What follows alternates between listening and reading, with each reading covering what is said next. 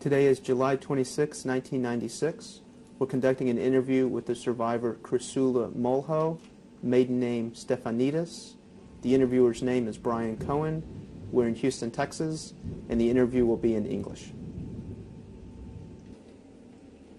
Today is July 26, 1996. We're conducting an interview with the survivor Chrysula Molho, maiden name Stefanidis. My name is Brian Cohen. We're in Houston, Texas, and the interview will be in English.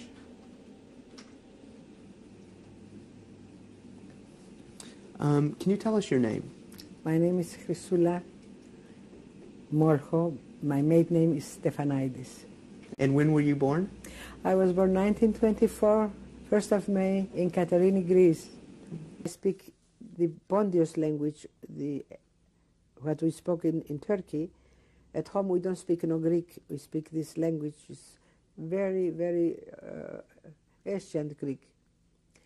What they went 2,000 years ago, that is same. Now they make it more modern, and in schools you learn that. But at home we spoke that language. And I got mad and I said, I spoke my language to myself, to God. I beg to help me. You were deported to Auschwitz from Benitza? To Birkenau. To Birkenau. Can you tell us about that deportation? Oh my God. The most horrible thing in my whole life, I never had anything like that, never saw. The train went one day back, one day forth. We traveled, go that way, go to Vienna, come back there. We was about 70 girls in one wagon, no food, no water, not to be able to go to the bathroom. When I arrived in Birkenau, and I saw the things on their hands, and I look inside from the train station, I look inside like that in the camp, and I said, what is this? The girls all had some striped dresses, and some of them brownish. No hair. I said, this looks like a hell. I put in my mind, this is hell. What is it? Where am I? What happened here? And they put us in a big sala room, big one, like the whole house. And there in the corner was sitting Mengele and two more officers and a lady SS. And we had to go in front of them, 3-3. So I went there and he told me, was für eine Nationalität? I said, ich bin ein Griechen. Du Griechen? And he was smiling, very nice. A nice man, had a beautiful smile. His teeth was very white. And I looked at him and I said to him, oh, I don't want to look around. He's going to be good to us. I thought, when you meet him. And then he started telling me Austrian. His voice changed. More take off your clothes, more changed voice. And I said, oh my God, he is a murgo. Something is not the same person, like boiling the devils inside him. And he told me, you're going to go in that corner. He select what he want was for the corner. And there was standing a tall Jewish doctor. He was Polish. From the accent, I could Polish. And she told me, she had the papers like this, and she said, I don't have your number here. She told me, go quick in there, and when you see him, hide. Go quick in there. And I left, and she was my angel. I left and went there. And when they gave us first soup, it was stinking. And I said, I don't eat that. And a Polish girl told me who she put the soup in there. She said, you're going to beg to have it. You better eat it now. I said, I'm not going to eat it. And after that, it was the torture. where I'm going to start, what I'm going to tell you, I'm going to get sick. They put me in a commando, a SCA commando. I had a red triangle and said, schwere politische Gefangene. That I was a very, how I tell you, very big against them. Schwere politische, for politics, but a bad one, schwer, bad. I don't know how to explain in German. And they put me in a SCA commando. That was death, real death. We built canals, the water to go through, and the canals are like this, the sides, mixed with cement. And if you go up here, it's wet, you slip, you fall down. You go down, he has a big thing and a belt with something in the corner, and when he hits you, you make a hole. You go up there, if you don't reach enough quick up there, he hits you and you fall again. You don't know how to, and two girls, one hole in the front and one in the back, the tracker, and we have the mat in there to put in top. It's impossible to go up there. But what a human being can do, you go home and the night you're dead from no food and work all day. How many? We go 1,000 girls, we come back 300. Every single day. And one day I found there was lots of swamps. And the Germans caught a fish. And so I found the head, it was stinking. And they had a fire for them, the assessment, and they had a little room and they stay inside, not to be cold, comfortable, and the fire burning outside. So I took this head and I put it in a wood, long, and I went and put it on, look around, I put it on the fire, and I started eating it. And I never ate anything. I shake the head was full of worms, but I ate. And he come outside and he told me, you like the fish? I said, yeah. And he took a big piece of wood and he put it on my arm. He wanted to burn me. You couldn't answer, you couldn't tell him nothing, he'd come and kill you. He killed many girls there. If she couldn't walk no more, if they see you fall down, they ask you, kannst nicht arbeiten? Bam, bam on the head. And then when we go through the doors, when we go home to the camp, they stay one soldier in the door here and one here, and they said, I bet you in 50 marks, $50, always with dollars, they had dollars there. And he said, if I give one and kill her, I win. He knew where to hit in the head. And they bet for $50, $10, $20, they kill a girl on the door, one and down. And sometimes they come 2 o'clock in the night in the rooms, everybody's screaming, drunk. They say they never, different camps was different things they did. It's up to the commandant who was there. Kramer was the commandant one time there from the camp. The worst human being, this is a group of animals. Every day they was drunk, to keep them with drinking, to be able to do what they do. If a girl was working in German women SS, they told the dog, go jump on her and turn her up. In front of my eyes, this I saw it. The girl was screaming, all her flesh. How you can take this from a human being to other human being, this? How can you take it? One day it was very bad rain, and they didn't let us go to work. And we was in the washroom. And there was a Hungarian lady with her daughter about 17, my age, beautiful girl, lie down, skeleton, her head was on her mother's lap, and she pet her, and that girl told her mother, Mama, ein bisschen Brot, a little bread. Mama, she was hungry. And the mother told her, ich hab nicht. Ich hab nicht. I thought I will go and if I had a machine gun, I'm sure I would go and kill all the SS, and I will. If they kill me, I'd be glad. That girl was crying, and the mother, ich hab nicht.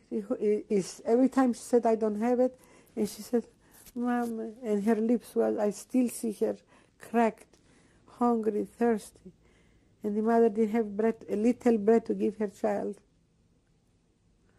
Do you know she died on her lap?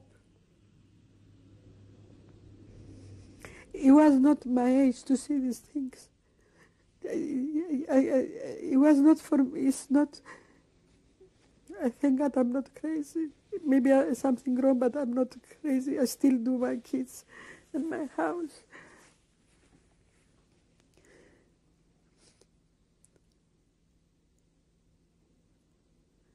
I still hear her talking to her, and she closed her eyes and she was gone.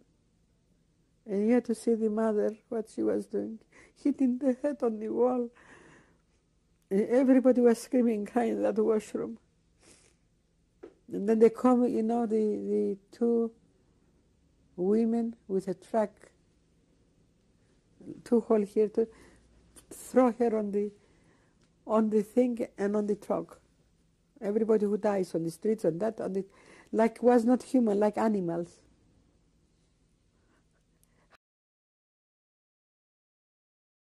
How long can you stand this? How long can you? What I saw. And I always sneak to these little girls, little ones, by the wires, and I lied to them. I told them I saw your mama. She said, why? The Greek little bitty girls, Greek twins. And they told me, Imamamu. I said, I saw her. She's coming to see you. She works for you to buy you clothes and things like that. You will see how beautiful you're going to be. And I hugged them and kissed them. And my friends told me, you're looking for trouble. You want to be caught, and they're going to kill you.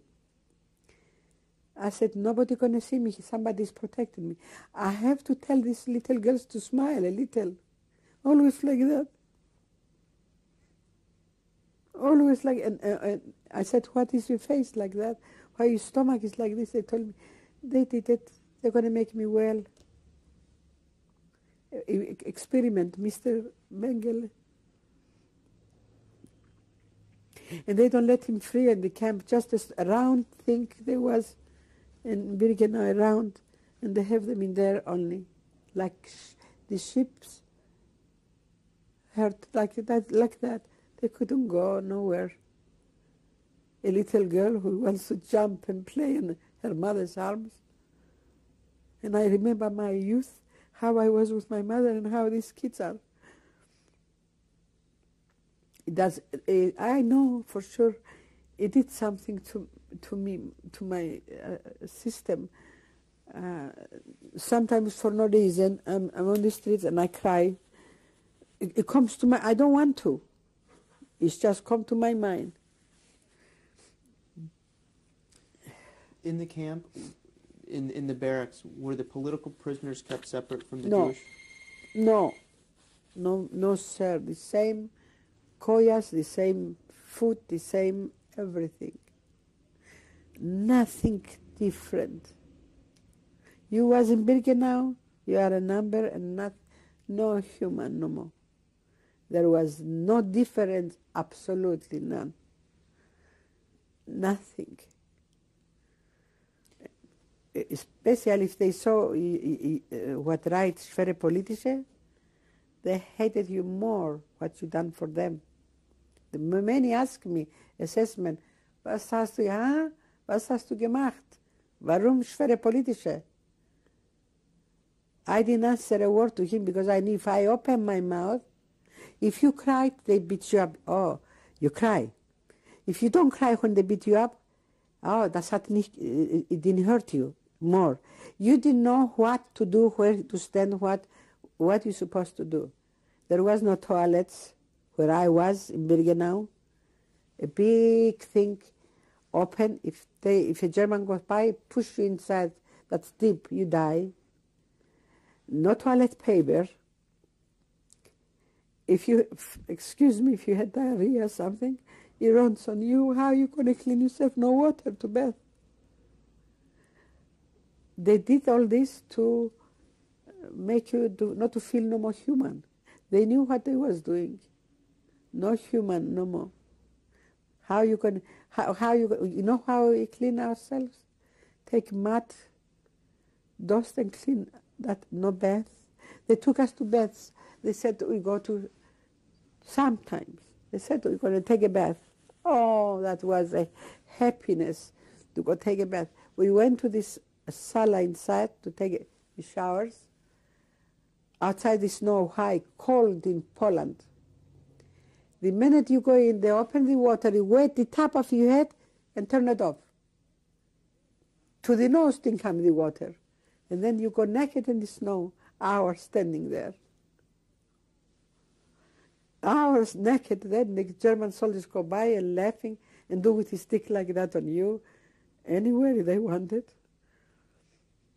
They made it that you don't feel no more you are in life. You are a robot, zombie, crazy. They had special dogs how to come around when we was naked to tear you to pieces, and they laughing. The dog really, I saw with my eyes, biting and tearing the girl, or she was screaming, fall on the ground, dead. Had the dog bite and tear up her body. And when I saw things like that, I tell you, I was many times, I don't know why, but if I was here and that happened over there, I go slowly, slowly, deep, deep, deep, far away to see me. Some German put me there too. I always go in the back hiding. That was not very good. I wanted, like selfish, like I wanted to survive, I wanted to live. I sneak always. When I bring the potatoes in from the work, my ears, I stay like that, like antennas, if they control. Because if they caught you with one potato, you'd be hanged. And I always do like that. If I saw some goes on in the front, I did like that, my thing, the potatoes in the mud, and I cover them. And if not, I carry them in the camp. Maybe 4 times I happened to, they control. I always brought the potatoes in. I stole everything I saw there. We became thieves. Like Bronya says on her paper, when I saw her in the Washington, D.C., instead to say, this is my friend, help me, she says, she's the thief. She's the thief. She stole and fed me, and I'm alive. In terms of the inmates and how they interacted with one another, how did the political prisoners feel towards the Jewish inmates? There was no. I never saw, not for me, never others too, never. Nobody, I tell you what, nobody care what you do. Like zombies, go to work. We went to work with music. And the doors was the music playing, and we go to work. If somebody visited Red Cross, I never saw any Red Cross there, but if somebody visited, we'll say, look, we have music. That was a happy camp. And we come back with the music. Inside when we go, it's the right hand when we leave, and always the music play. How nice the Germans was with music to go to work. How many died on the streets? How can they sleep? How they can say, I'm a German, I'm a country? How? Why they didn't scream all of them and say, this is not human? Hitler hypnotized them? For one devil? What language did you speak in camp? Every language. You learn few here, you learn few there. You learn how I was in Yugoslavia, I learned Yugoslavia because my father spoke Russian with us lots of times, and it's easy to pick up They said when I was there in a month, I spoke with them in Yugoslavia, and they said, Bogadi, vidi kako ona govori Jugoslavenski. Look at here, they learn me songs, they learn me many things. In Poland, I start to learn Polish. You have to, Yiddish. And I knew German from this school, from this teacher. He teach me a little, and I knew how to answer, and my ears, even when they brought something typed here on the papers, I act like I didn't, the interrogation, and I look at like this, and I look the letter, what is about. I jump, what is about, the main thing. And then when I made up my mind already what to tell them, so he helped me. And once only there, they said, this officer said, don't hit her, she's crazy. Because I told him, come, the one who hit me, I went and told him from the hand, come see, is Phil fish in the water. He said, don't you see, she's a little girl, don't know nothing. And he stopped him hitting me. And how long were you in Auschwitz? Excuse me? How long were you in Auschwitz? You believe me or not?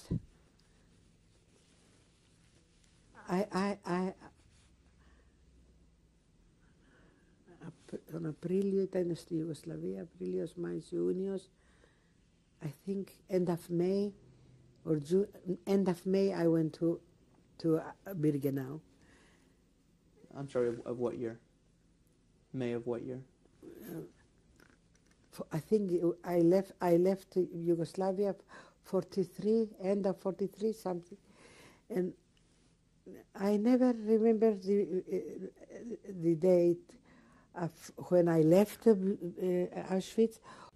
The crematorium was the worst thing. I don't believe it. I couldn't describe it. What is this? Come the train, and I said, these people go straight to death and they don't know. Not very long later, they're smoked. The crematorium was right across from the train, and then it's the crematorium not far. They put some racks on the wires, we not to see in. There was so many places you could see, they didn't care. And these people go in.